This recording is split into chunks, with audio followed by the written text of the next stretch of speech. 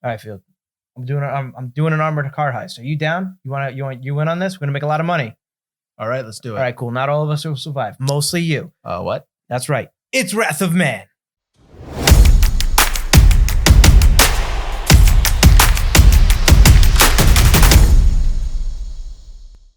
Welcome back to Now Renting with Forgotten Cinema. And yes, we are talking about Wrath of Man. So you know how we like to do here. We like to give you 3 things each why we think you should rent this movie while you're on row8.com. So Mike, kick us off. What's number 1? Number 1, Jason Statham. He's awesome in this movie. He's usually, he's always an action hero, but in this, it's more of a thriller, and he's just more of a really scary guy.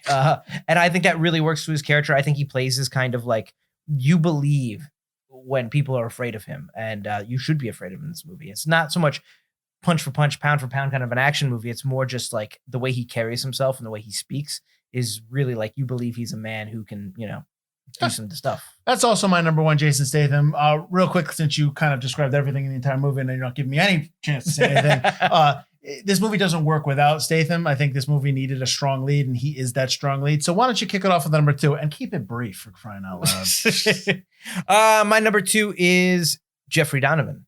I think he's awesome. I'm a big fan of Burn Notice. And, the movie does have a little bit of a dual storyline going on with his character. And I just think he's a fantastic actor who's underutilized, underrated. And I love seeing him in movies where he gets these nice, juicy roles in these big movies. And I think he's a great character actor. He is. And again, you're digging into my number 2 because my number 2 is the dual storyline. I do enjoy the fact that through the first part of the movie, you learn about Statham and what's going on in his life.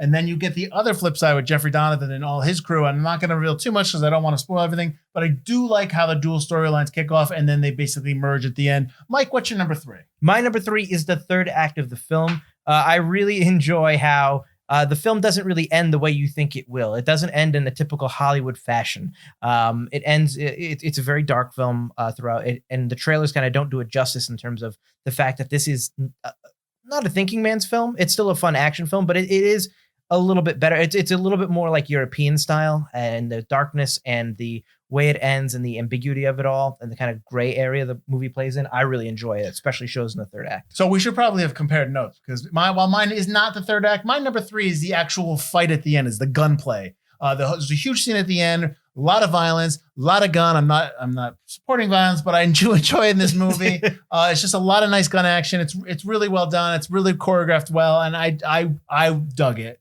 So I hope that you would dig it too. Mike, I think they would dig us. Who are we? Well, we're Forgotten Cinema. We're a podcast about forgotten films that seem to be forgotten by audiences, whether it be because a more popular movie was released at the same time or the film simply didn't catch on with audiences in its initial run.